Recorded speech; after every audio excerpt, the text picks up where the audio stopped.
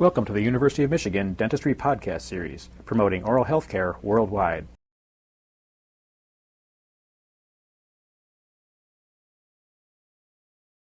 An individualized curriculum must, by definition, rely to a great extent on media, since lecture attendance at specific hours would automatically limit students to lockstep progress. What you have just seen is a montage of the several kinds of media used for individualized instruction at the University of Michigan School of Dentistry. The medium, or combination of media selected, is not a matter of guesswork. The choice of medium is dependent upon which medium or media will most likely fulfill the instructional goal. It is selected to help maximize student learning, and there are specific criteria on which we base that choice. However, since no one particular medium is ideally suited for all learning situations, rarely do any of these media stand alone. In most cases, they are used in combination. In this presentation, we'll take a look at the different media we use for the individualized curriculum, and attempt to demonstrate why one medium or combination of media is selected over another. First, it is important to know what the instructional objectives are, what it is the student must be able to ultimately do, and all the steps he'll need to know and master in order to reach this ultimate goal. What kinds of learning are involved in these objectives? When and only when these are known, can an intelligent decision be made regarding media selection? Second, in an individualized curriculum, where instruction relies heavily on media, it is important to both the student and instructor that feedback be designed into the instructional material. The specific criteria for media selection include: are visuals necessary? If not, how do we present the material? If visuals are required, what kind? Prints, slides, drawings, or television? Is color or motion necessary? Is sound needed? The answer to these questions depend on the nature of the instructional goals, the learning involved, but there are other specifics which affect media selection. What audience level are we trying to reach? Is it necessary to motivate? How do we maintain student interest? Is it convenient? Does it provide variety? And what about the cost effectiveness? With these questions in mind, let's look at the several choices of media and how they apply to different learning situations. Handouts may be used to present basic information which is needed before more complex learning can take place.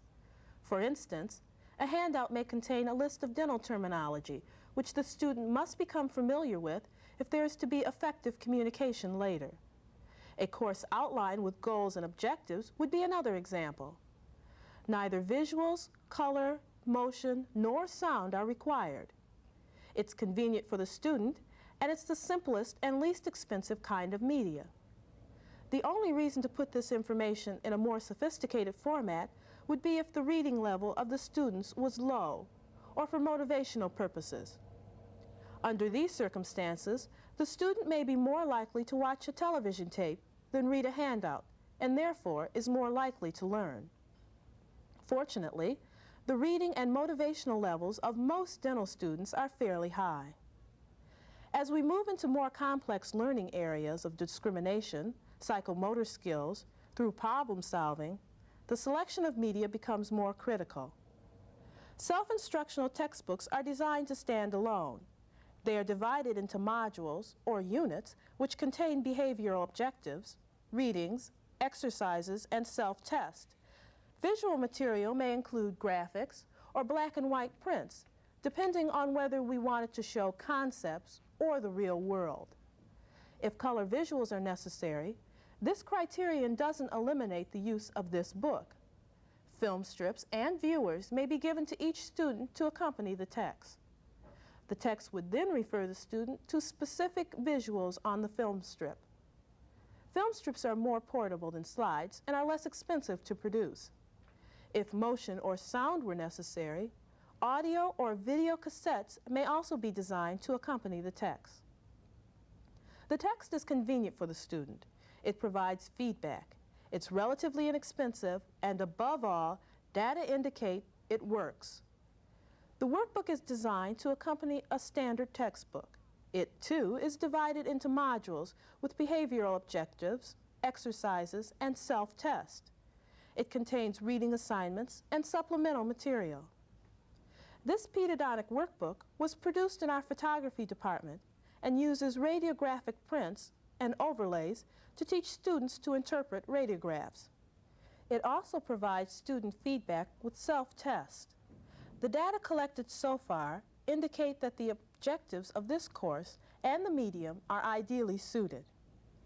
A procedural manual is designed to be used in a preclinical laboratory course and includes self-paced teaching materials, supplemental readings, step-by-step assignments, self-test, and technique guides which include criteria for evaluation of products.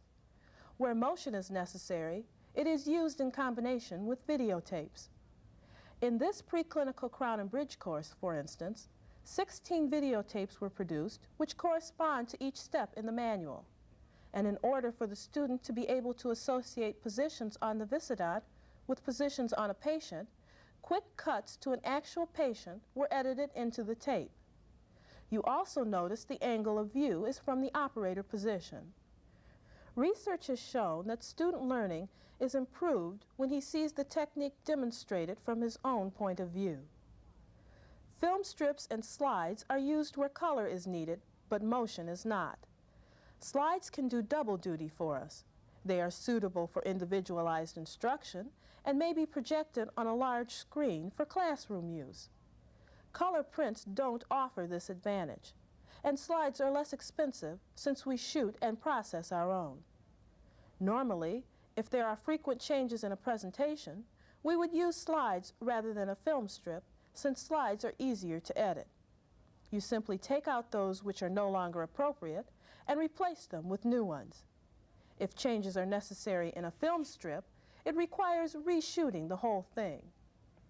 If, however, the material has been tested, validated, and requires no changes, film strips are more suitable than slides since they require less storage space and are less expensive. Audio cassettes with inaudible tones to advance the visuals may be used with either format if narration is necessary. The computer is another medium used to some extent at our school. Its biggest use is in the area of testing. It offers immediate feedback for multiple choice, true-false, completion questions, and case studies requiring decisions of diagnosis and treatment. And in this endodontic videotape, computer graphics were used to show the filing inside a tooth pulp. This helps the student visualize what is taking place inside the tooth during an endodontic procedure and will hopefully improve the student's learning. This is another example of the use of a combination of media. Because television offers sound, visual, color, and motion, because it can transmit other forms of media such as film, photographs, and slides, as well as recording original information, and because it can be designed to provide student feedback, it comes close to being the ideal medium, and it gets heavy use in our system.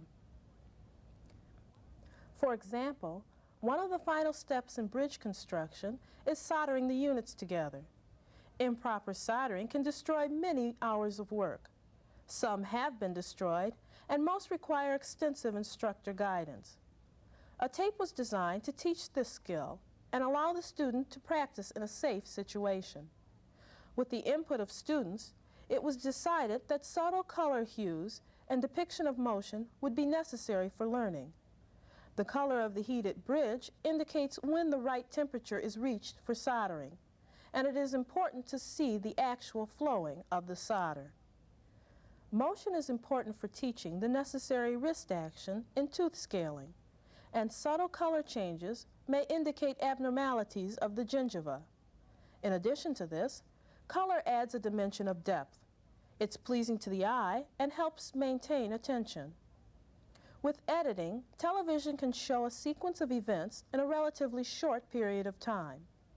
Research indicates that television seems to have a motivating effect, that people like to see things unfold before their eyes, and movement itself helps to maintain attention.